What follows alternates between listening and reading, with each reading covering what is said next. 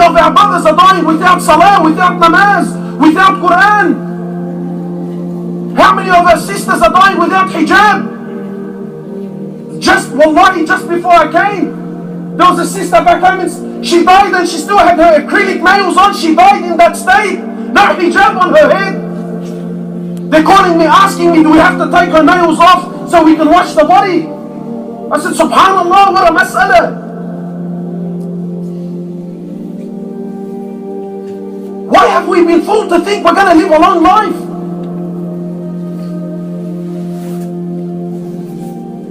My brother, don't think about tomorrow, think about now.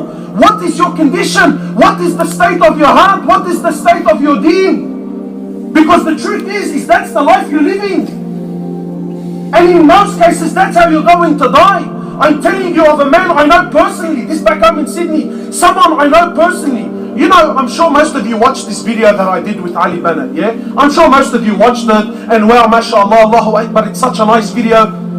Fine, whatever, put that aside. I'm sure most of you here think, brother, that if I got cancer, if doctors told me that I had cancer, forget it, bro. I would shut shop, I would leave my work, I would leave my business, and I would spend the rest of my life in ibadah. Nonsense! You're a liar, man! You're a liar!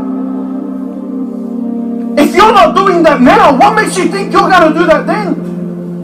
One of the brothers back home in Sydney, what was supposed to be a blood test, his hand went a bit numb.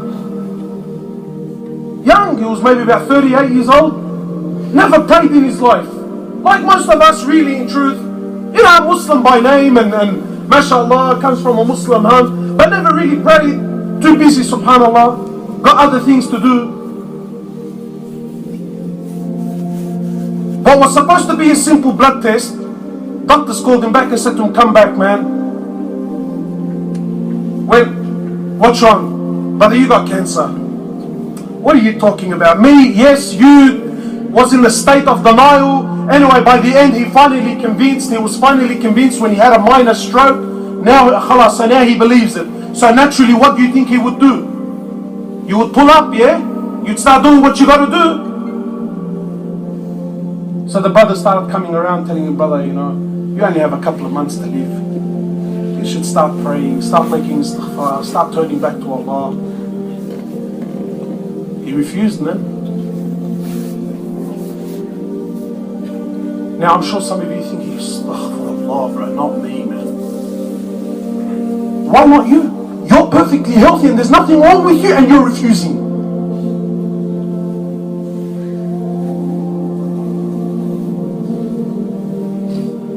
And so the brothers around him said, brother, you only have a couple of months. Look how shaitan works. When you and I hear that the brother's got cancer, we all start feeling what? Start feeling sorry for him. You know that brother Ali, that brother that was in the video? I said to him, Ali, what's your biggest regret? You know what he said to me? He said to me, my biggest regret is that it took a man in a suit and a tie to make me believe that I'm really going to die. Yet Allah has been telling me all my life and I never believed it. It took a man in a suit and a tie and a fancy framed certificate on the back wall. It took that for me to believe with certainty that I'm really going to die now. Yet Allah and His Prophet have been telling me this from day one and I never ever believed it. He said, that's my regret. I have to stand before Allah with that sort of faith in my heart. So this brother now, he's 38 years old. He's only been given a couple of months. Brother, pray, turn back to Allah, start making afkar, something, anything, man. Anything, just don't die like this. He refused. In the months that he was given, you know what happened? His brother that was perfectly healthy died before him. His father died before him. He's still alive and he still refuses to pray.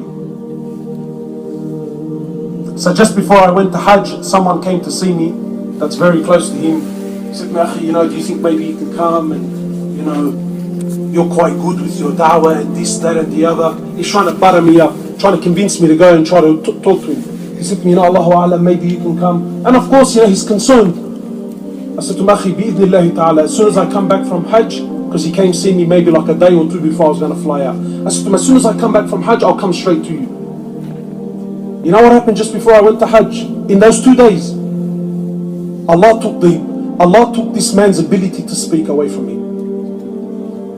So now even if he wanted to make istighfar, Allah no longer wants to hear it from him. Now yes, what he does in his heart, of course, is between him and Allah. It's not for me to judge. But look at the condition. You know why? Because you lived a life of negligence towards Allah. Don't you dare think that Allah subhanahu wa ta'ala is going to give you right at the end just before you die. Don't, please my brothers, don't be fooled like this. You only have one life, ya akhi. You only have one go. And none of you knows when he's going to die. None of you knows. The Prophet of Allah, when he grabbed Abdullah ibn Umar radiallahu ta'ala anhuma, in the Sahih Hadith, he says he grabbed him by his shoulders and he says to him, young man, كن في الدنيا كأنك غريب أو عابر السبيل. Be in this world like a stranger, like a wayfarer. Look at the advice of your Prophet sallallahu alaihi wasallam. He's telling Abdullah, be in this world like a stranger, like a wayfarer. You know what that means? Why is it that the words of Rasulullah, they're no longer enough for you and I? What's the Prophet saying? What's your Habib saying? Maybe I'm an extremist. Maybe you think, man, this guy's cracked. I don't know what crack he's smoking. Yeah, but you know, this sort of Islam doesn't fit well with me. Fine. I'm telling you, your Prophet is saying in the Sahih Hadith, be in this world like a stranger, like a wayfarer, like a traveler. Honestly, do you feel like a stranger here?